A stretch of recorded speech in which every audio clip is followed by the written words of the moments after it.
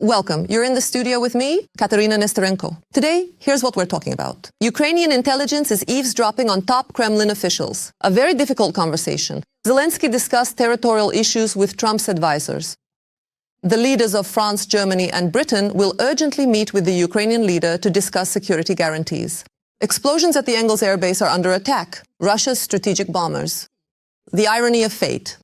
A Russian plane dropped a bomb on Belgorod. The city was left in a blackout. 2026 could become the year of the wave of Islamic terror for Russia.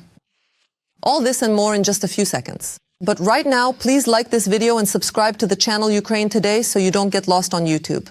Well then, let's get started. It seems that for Russians, this is already becoming the norm, bombing themselves. On the evening of December 6th, a powerful explosion occurred in the eastern district of Belgorod. Part of the city was left without electricity after a Russian aerial bomb fell on a substation. One person was injured, according to local media. So here's the sharp turn onto the narrow alley, and this is where it ultimately landed, creating a small crater.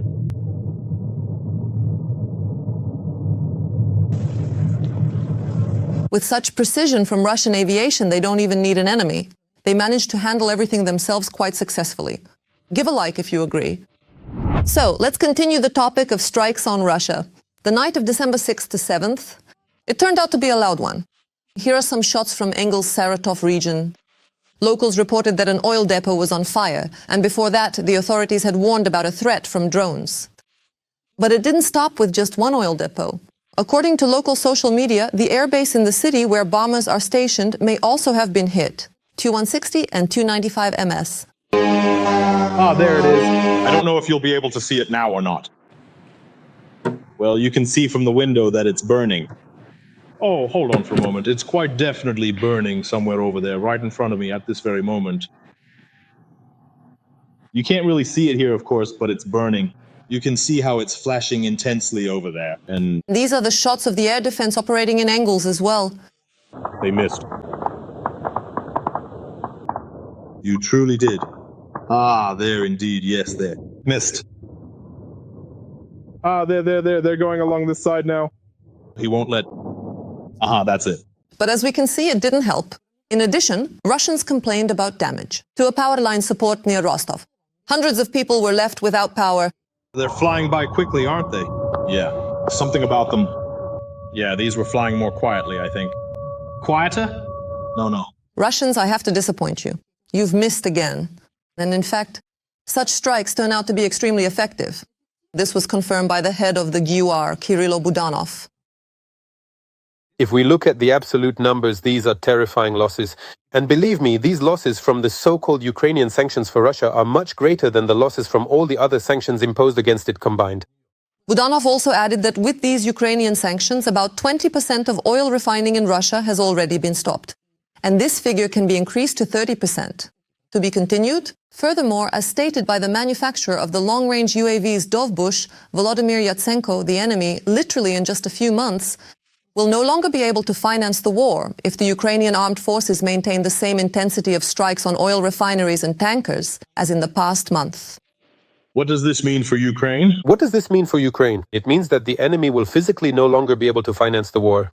And I see that if everything continues as it has over the past month, 3 tankers, Novorossiysk, 2 ups, then within 2 months, this is a completely realistic objective for the Ukrainian drone forces. I think things are going to get even hotter from here. The year 2026 could become a year of Islamic terror waves for Russia if urgent measures are not taken, and such a warning has come from within the FSB itself. A report stating that Islamic terrorism is rearing its head in the heart of Russia is already on the desk of FSB chief Alexander Bortnikov. Moscow and major cities are in a particularly high-risk zone. Is the evil empire facing another Crocus or something even more terrifying? Our journalists have been investigating this. These are the images now being actively broadcast on Russian television. They show FSB officers detaining a cell of international terrorists in Bashkiria who were spreading the idea of creating a world caliphate. 8 detainees were preaching among Muslims.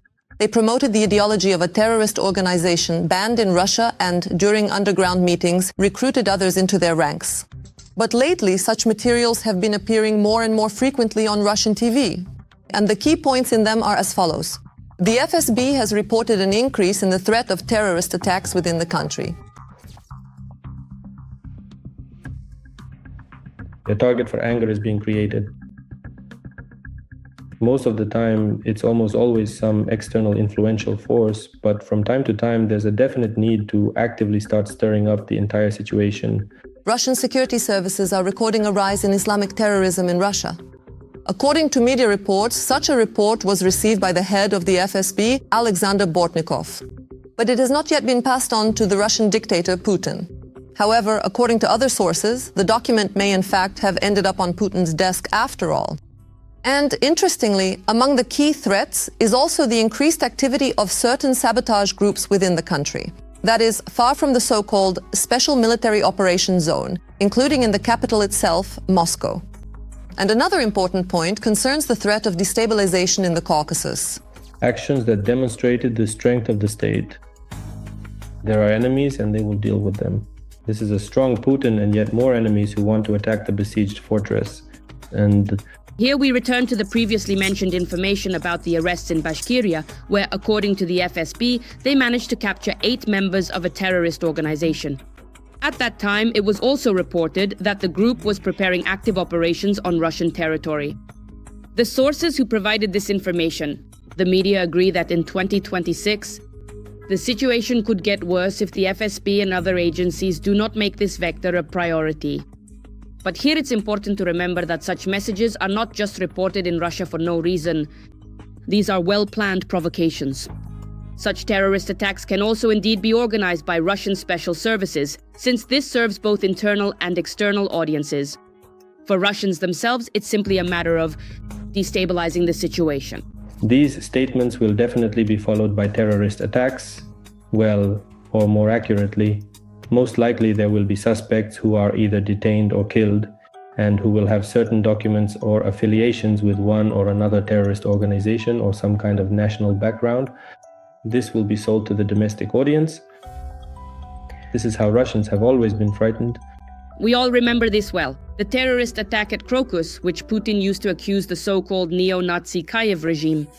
On the coordinator's orders, after committing the crime, the terrorists drove toward the Russian-Ukrainian border in a car, intending to reach Kiev to receive the reward they had been promised. It's a rather complicated narrative.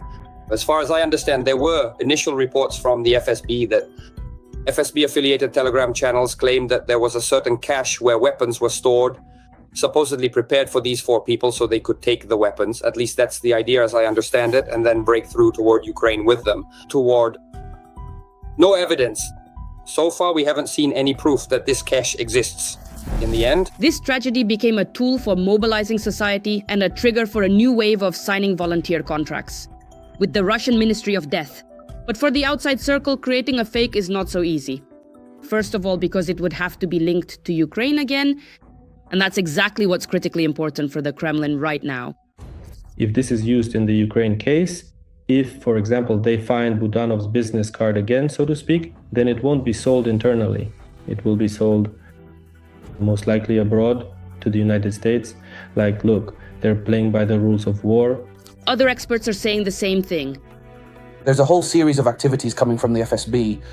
This is preparation for terrorist attacks both in Russia and in Ukraine. In Ukraine, the goal is to demoralize society against the backdrop of scandals, power outages, and the situation at the front. In Russia, it's to stir up the population in order to justify a new wave of mobilization. Simply put, the Russian ruling regime is quite capable of staging a series of terrorist attacks within the country itself, then blaming everything on Ukraine and trying to use this as leverage in negotiations. Or to completely intimidate Russians and drive them into total mobilization. GUA's fingerprints are definitely present in the Kremlin offices. This was confirmed by the head of Ukrainian intelligence himself, Kirill Budanov, who also revealed an interesting detail. Kirilo Oleksievich, is it possible to listen in on our enemies, the high-ranking ones? To what extent is that possible? Can you say, is it possible in real life? To listen in on our enemies, the high-ranking ones? To listen to their conversations? We can listen. And do we get paid for it? He didn't share any more details, but we understand why. After all, intelligence always works quietly. You remember how, right? At the end of November, Bloomberg published a transcript of Ushakov's calls with Witkov and Dmitriev. Ukraine officially denied any involvement in this leak. And the president's office stated that it had nothing to do with the scandal. However, the leaked data revealed Russia's influence on Trump's peace plan. Let me remind you that Dmitriev informally passed a list of Kremlin conditions to the US, which caused a scandal in the West. And in Russia itself, they sped up the blocking of WhatsApp and disrupted part of the negotiations. They made progress and agreed on the next steps. The media found out what Zelensky talked about for 2 hours with Trump's advisors. A 3-day marathon negotiation session between high-ranking US and Ukrainian officials. In Miami, it finally came to an end. But it will likely continue next week. President Zelensky yesterday held a 2-hour call with Trump's confidants, Steve Witkoff, the president's special envoy, and Jared Kushner, Trump's son-in-law. According to Axios, citing sources, the discussion about territories was difficult.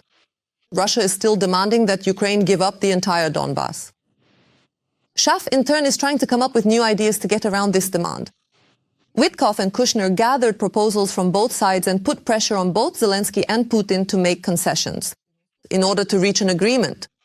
As for the issue of security guarantees for Ukraine, one of Axios' sources reported that the parties had made significant progress and were close to an agreement, but further work is needed. Trump's special envoy, Keith Kellogg, stated at the National Defense Forum at the Reagan Center that a deal on Ukraine is almost ready, but there are still 2 points preventing the conclusion of a peace agreement. The last 10 meters to the goal are the hardest. I believe we are in the last 10 meters of ending this conflict. I think there are only a few questions left, and they mostly concern the territories of Luhansk, Donetsk, Kherson, Zaporizhzhia, and the Zaporizhzhia nuclear power plant. If we resolve these 2 issues, the rest will fall into place as well. Now, a few more details. The head of the negotiation team, Rustem Umerov, and the chief of the general staff, Andriy Ignatov, are flying from Miami to London, where they will brief Zelensky on the US proposals. Emmanuel Macron, Keir Starmer, and Friedrich Merz will also be present. The goal is to discuss with European leaders the state of negotiations with the American side and guarantees for Ukraine's post-war security. British Prime Minister Keir Starmer has already confirmed that he is ready to host Zelensky, Macron, and Merz for, so to speak, a brainstorming session. Meanwhile, the Sunday Times writes that Putin has no need to sign a peace deal with Ukraine, claiming he is prepared for prolonged talks on his own terms. For now, his troops are advancing on the front lines.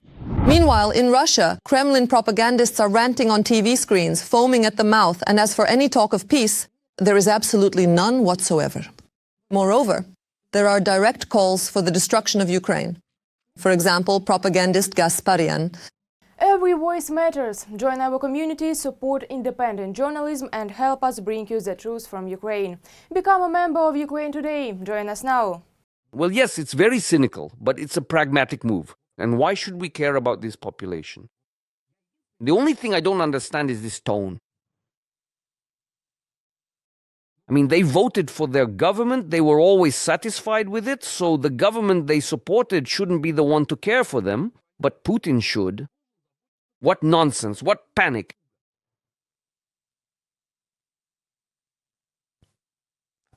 Putin should care about Russian people, Putin shouldn't care about the Raguli, right? Putin cares about Russian people, but not about those who wear pots on their heads. Nothing terrible will happen if some Galia or whatever dies in agony. And here's another Putin bootlicker. Propagandist Solovyov is publicly threatening the leadership of the European Union. This act of attempting to seize assets, first of all, once and for all shows us that the EU as a structure is a thieving terrorist organization. Therefore, we must expel anyone here who is connected to official EU structures, sever any existing relations, review all relevant laws, declare them a terrorist organization, and based on that, pursue them as we do terrorists. In other words, declare Ursula von der Leyen, Kaja Kallas, and others as terrorists. And if we find them in the bathroom, we'll take them out. Destroy, intimidate, and threaten the whole world. And after that, they still wonder why they're called fascists. And now let's look at the broader geopolitical context. The US has effectively set a strict deadline for Europe. By 2027, it is the EU that must take on the bulk of the defense burden in NATO. That is, America will no longer be the main supplier of conventional forces to the alliance. The Pentagon expects Europe to take concrete steps to demonstrate its readiness to defend the continent and develop its capabilities, Kiev Post writes.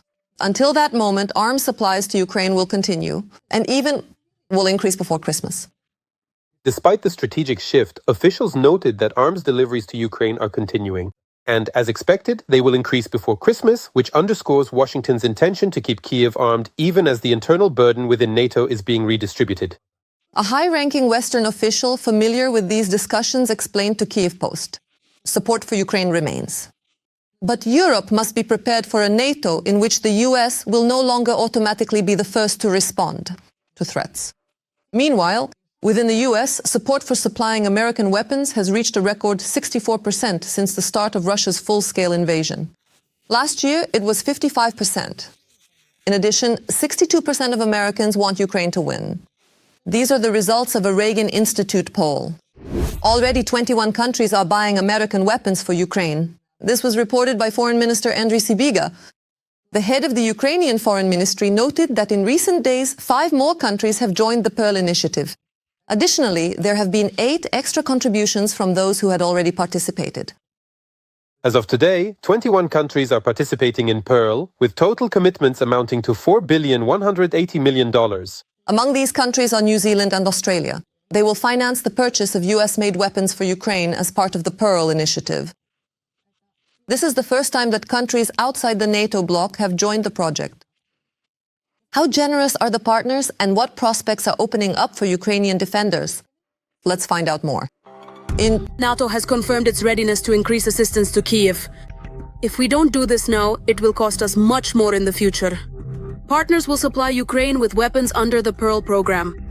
Approximately $1 billion. An additional $1 billion has been confirmed by our allies to support our army through the Pearl program. 5 more countries have announced this as well. But for me, as the Minister of Foreign Affairs of Ukraine, a country at war, it was truly important to feel this unity and determination right now. In addition to the commitment of allied countries to allocate funding, one of the key elements of the meeting was the discussion of sanctions and the need for synchronization.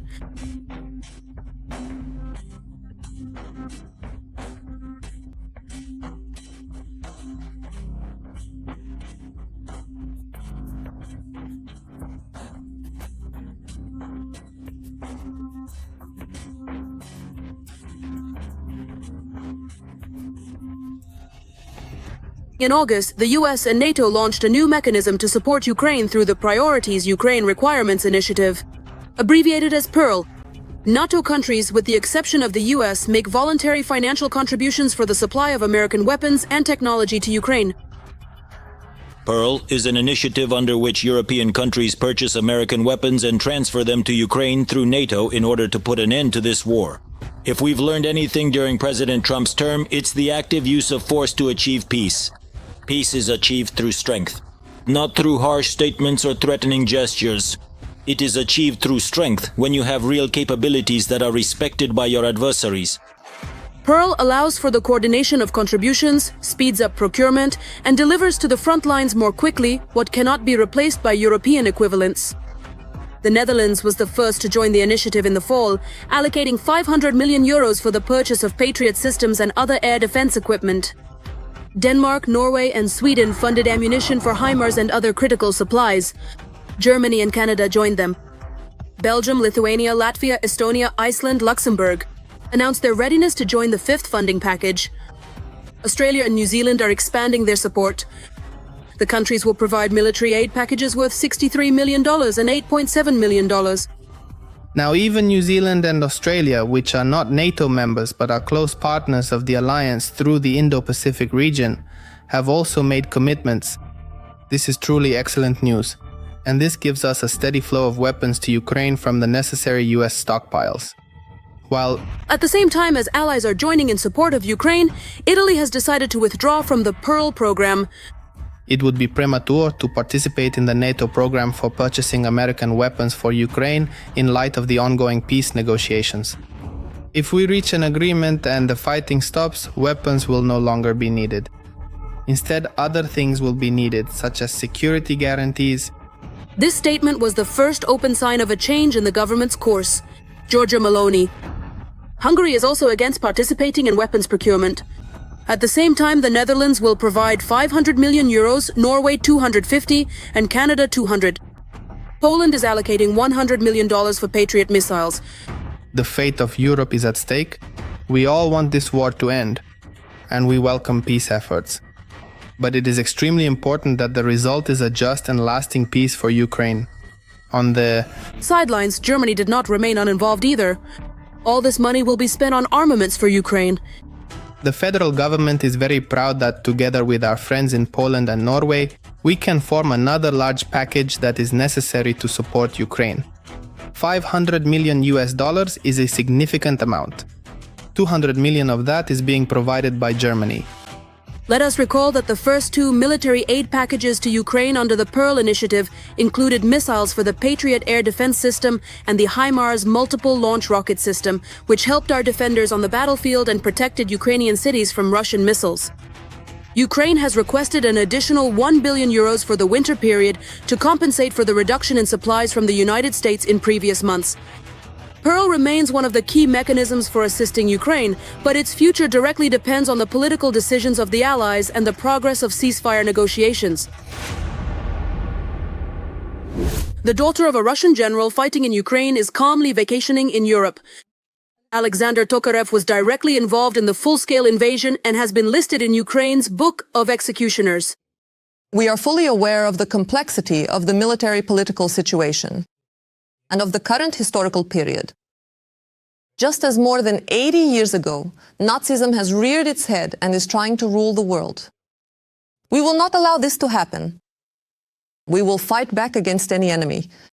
Let us show fortitude, courage, and heroism, devotion to one's people.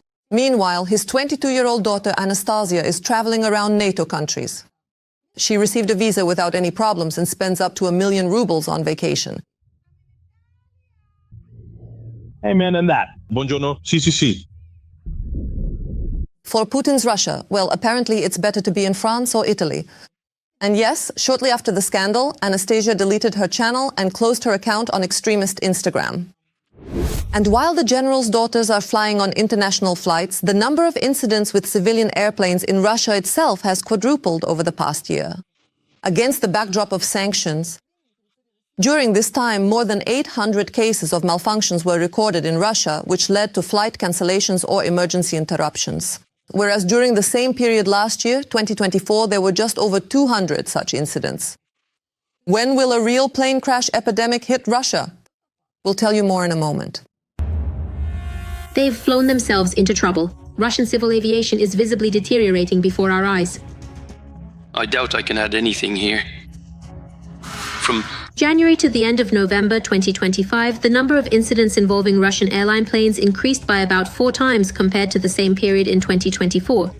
I've always consistently said, and Vitaly Gennadievich can certainly back me up on this important point, that we absolutely need to pay much more significant attention to actively purchasing domestic equipment. If we had diligently done that in all the previous years, perhaps many things would undoubtedly be a bit easier and more manageable now.